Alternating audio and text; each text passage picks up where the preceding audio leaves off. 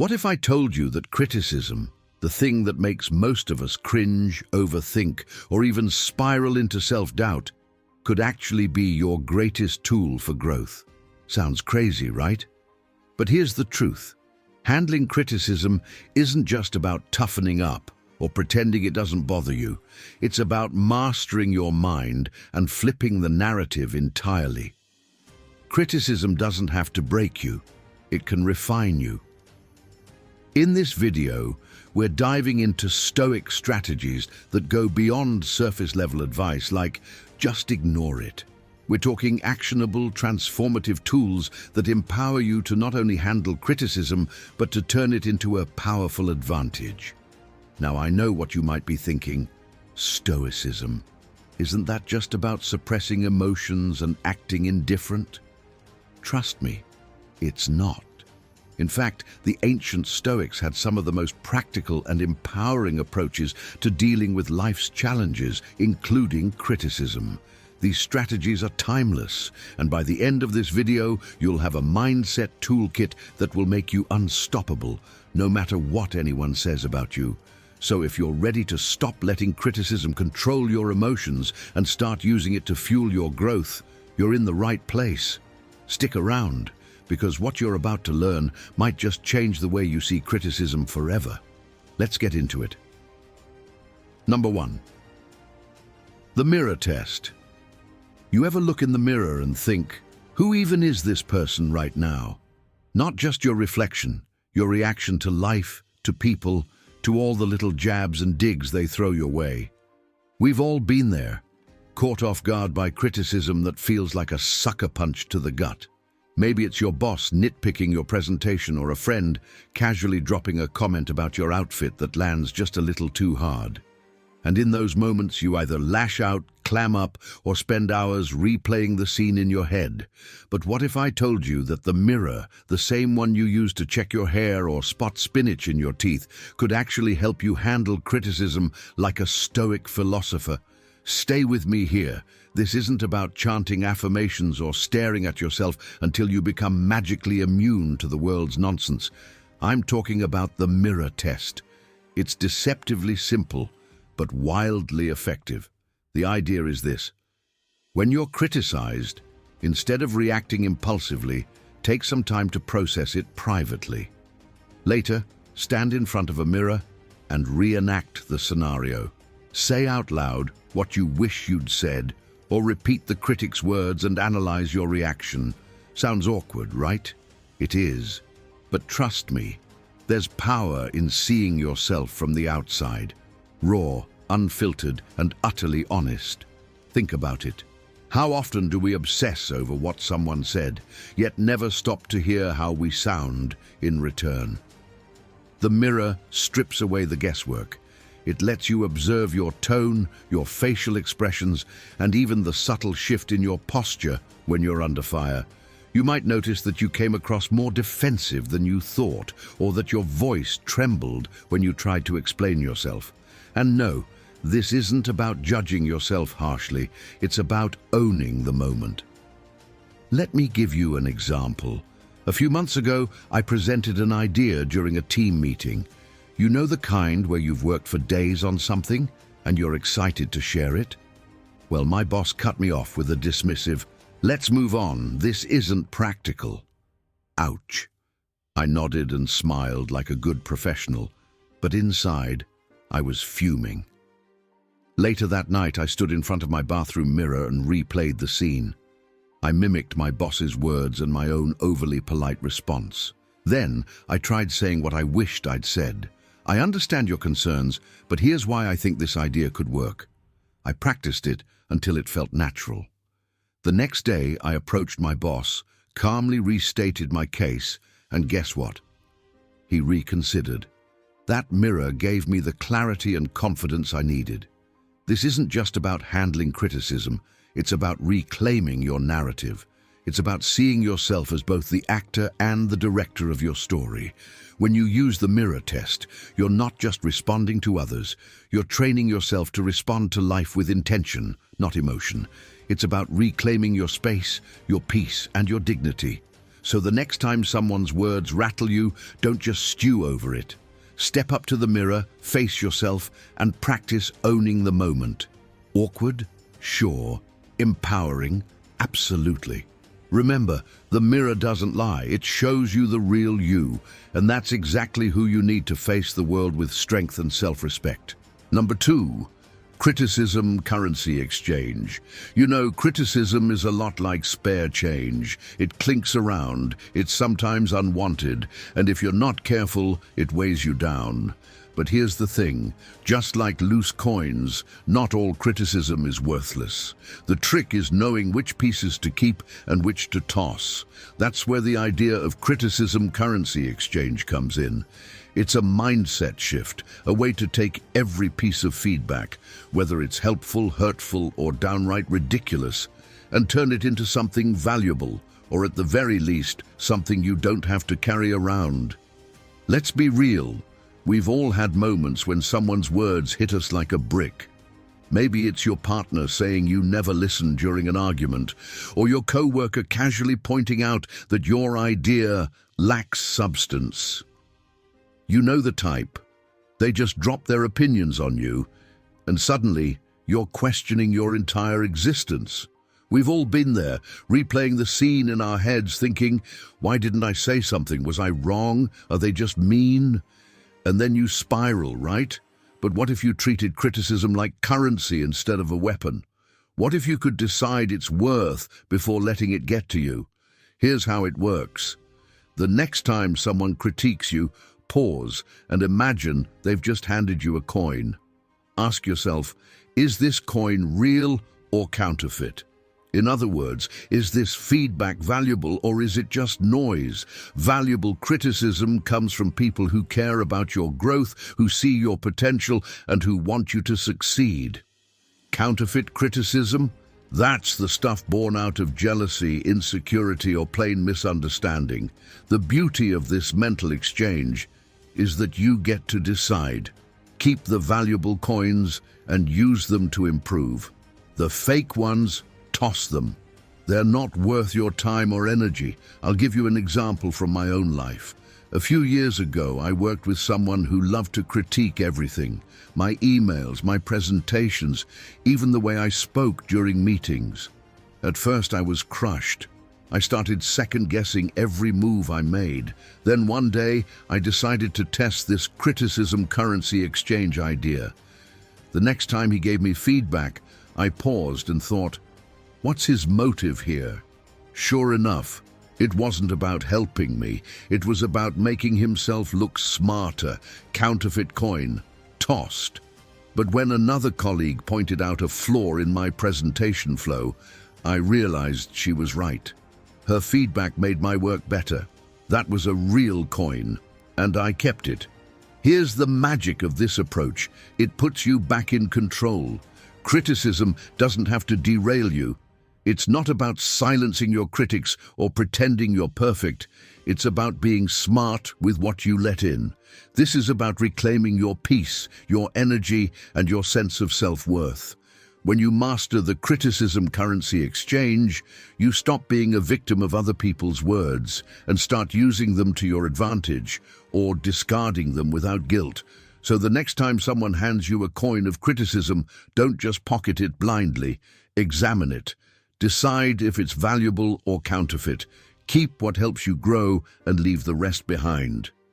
Remember, you control the exchange rate. Your worth? That's non-negotiable. Number 3, the silent gratitude gambit. You know, nothing confuses a critic more than gratitude. Seriously. Imagine someone coming at you with all their sharp words and pointed tones, expecting you to crumble or snap back, and instead you pause, smile, and silently say to yourself, thank you. No sarcasm, no eye-rolling, just genuine, quiet gratitude. I call it the silent gratitude gambit, and while it might sound a little unconventional, it's a game changer. Trust me on this. It doesn't just diffuse the moment, it reclaims your peace and leaves you in control. We've all been in that situation where someone's words hit a nerve. Maybe it's a co-worker critiquing your idea in a meeting, or a friend throwing a casual jab that feels anything but casual. And what's our instinct? To defend, to explain, to fight back. But those reactions, as natural as they feel, usually leave us drained, replaying the scene in our heads, wishing we'd handled it differently. Here's the thing, you don't win by fighting back, you win by staying unshaken, and gratitude, silent, unexpected gratitude, is your secret weapon. So here's how it works. The next time someone criticizes you, resist the urge to react immediately. Instead, pause, take a deep breath, and in your mind say, "Thank you for the lesson." What lesson, you ask? Well, it could be anything. Maybe they've pointed out something you genuinely need to work on.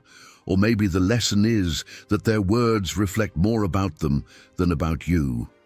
Either way, there's always a takeaway. This simple mental shift changes the narrative. Instead of being the victim of their words, you become the observer, the learner, the one in control. I remember using this strategy for the first time during a heated family dinner. You know how family can be. They know exactly how to push your buttons. My aunt, bless her, made a comment about my career choices, something along the lines of, "Well, I guess some people just don't prioritize stability." Oof. Every fiber of my being wanted to launch into a full defense mode, but instead, I paused. In my head, I said, "Thank you for the reminder that I define my own path, not others." I didn't argue. I didn't explain. I just smiled and changed the subject. The look on her face, priceless.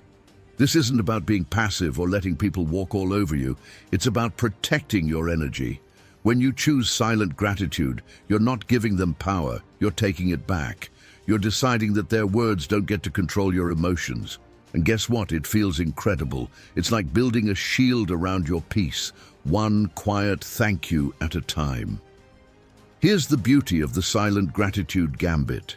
It benefits you emotionally and mentally. You stop letting others dictate your mood. You stop carrying their negativity around like a burden. And most importantly, you start seeing every interaction, even the tough ones, as an opportunity for growth. This isn't just about surviving criticism, it's about thriving despite it. So the next time someone throws words your way, don't react. Pause, smile, and in your mind whisper, "Thank you. Thank you for the clarity. Thank you for the lesson. Thank you for the chance to stay grounded in who I am. Your peace, your growth, your dignity, they're all worth protecting. And with this gambit, they stay firmly in your hands." Number 4, reverse engineer the critic. Have you ever felt like criticism is a puzzle you can't solve? Someone says something that cuts deep, and you're left wondering, why did they say that? What does this even mean?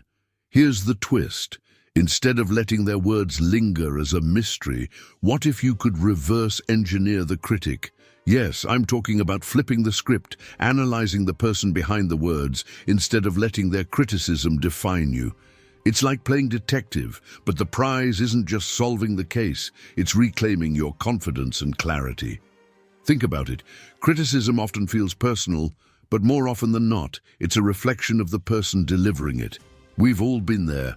A coworker rolls their eyes at your idea in a meeting, or a family member makes a snide comment about your choices. You start overthinking, wondering what's wrong with you. But what if, instead, you thought, what's going on with them? Reverse engineering, the critic isn't about judging them. It's about understanding their motivations, their biases, and yes, even their insecurities. Because once you understand the critic, their words lose their sting. Here's how it works. When someone critiques you, take a step back, mentally, if not physically. Instead of reacting, ask yourself a series of questions. Is this person usually supportive, or do they tend to nitpick? Are they speaking from experience, or are they projecting their own fears? Do they stand to gain something by putting me down? These questions aren't about labeling them as good or bad. They're about gaining context. Criticism without context can feel like a dagger, but with context, it becomes data, useful, manageable, and far less threatening. Let me share a moment from my own life. Years ago, I presented a big idea at work, one I was proud of. But before I could finish explaining, a colleague interrupted with, "This feels unrealistic. I don't think it's going to work." Ouch, right? My first instinct was to defend myself, but then I stopped. I thought about him, his background, his usual behavior. He was someone who avoided risks, someone who needed absolute certainty before moving forward. His criticism wasn't about my idea, it was about his discomfort with ambiguity. Once I saw that, his words didn't feel like an attack anymore. I thanked him for his input, adjusted my pitch slightly, and moved on. The result? A successful project and a lesson I'll never forget. Here's the beauty of reverse engineering the critic. It shifts the power dynamic. You're no longer at the mercy of their words because you've put their feedback in perspective. This strategy doesn't mean dismissing every critique that comes your way. It means filtering out what's helpful from what's not, all while staying grounded in your self-worth. This is about protecting your peace, your focus, and your energy. When you reverse engineer the critic, you stop being a sponge, soaking up every drop of negativity, and start being a sieve, letting the unhelpful stuff pass right through. You gain clarity, not just about them, but about yourself, your strengths, your boundaries, your growth. It's empowering because it reminds you that criticism doesn't define you. Your response to it does. Number 5, the firewalk exposure drill. What if I told you the key to conquering fear isn't to avoid it, but to walk straight through it? Sounds dramatic, right? But hear me out. Imagine fear as a blazing firewalk.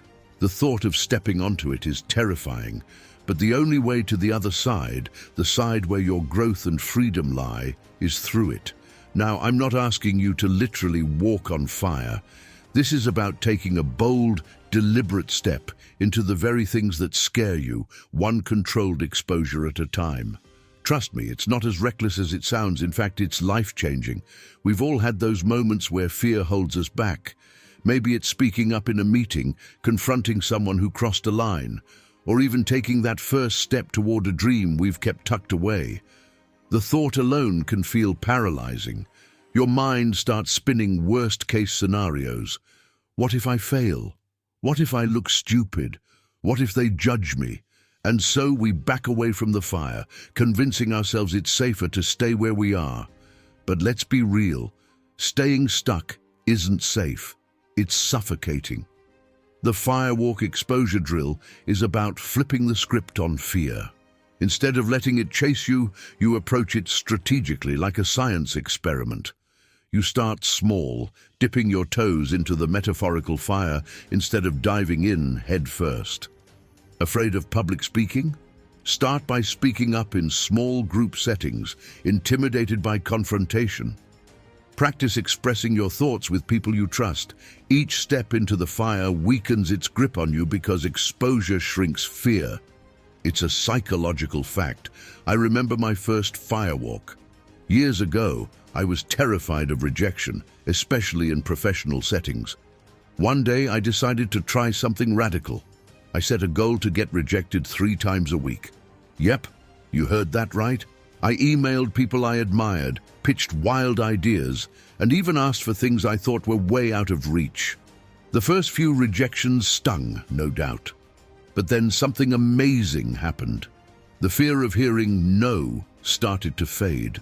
I realized rejection wasn't fatal. It was just feedback. And those rejections, they led to unexpected opportunities I never would have had if I'd stayed silent. This drill works because it rewires your brain.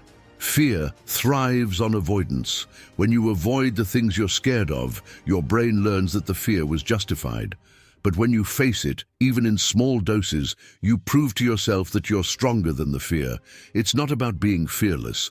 It's about building resilience. Each time you step into the fire, you come out on the other side a little braver, a little freer. This isn't just about facing your fears. It's about reclaiming your life. Every step through the fire is a declaration. I refuse to let fear dictate my choices. It's about feeling the fear, respecting its presence, but not letting it decide where you go. Think about it. How much more could you do, be, and experience if fear wasn't holding you back? The fire will always be there, but so will your ability to walk through it. And with each step, you'll realize the fire isn't as hot as you thought, and the freedom on the other side is worth every moment of discomfort. So are you ready to take your first step? Because the firewalk isn't just a drill, it's a path to the life you deserve. Thank you so much for watching. I truly hope this video gave you some fresh perspectives and practical insights for handling criticism in a way that empowers you rather than holds you back. If you found value in this, please give it a thumbs up. It really helps the channel and lets me know this content resonates with you. And don't forget to hit that subscribe button for more tools and strategies to navigate life with confidence and clarity. Know someone who might be struggling with criticism or could benefit from a stoic mindset. Share this video with them. It could be exactly what they need right now. I'd also love to hear your thoughts. What's one criticism you've faced that taught you something valuable? Or what's your go-to strategy for dealing with negativity? Drop a comment below and let's start a conversation. It's a space for us to learn and grow together. Remember, criticism doesn't define you. It refines you. Keep standing tall, keep growing, and keep mastering the art of resilience. Until next time, take care and keep striving to live life on your terms. See you in the next video.